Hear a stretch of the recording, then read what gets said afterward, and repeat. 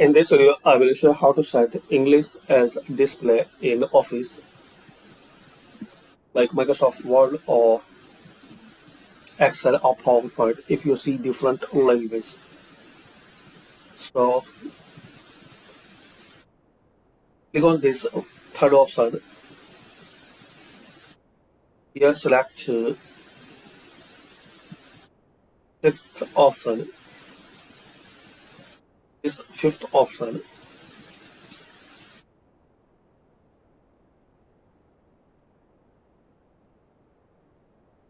Now select English and click here.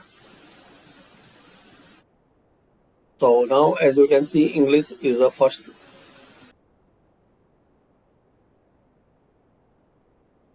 Now you will see this dialog box. Click on OK, close and reopen.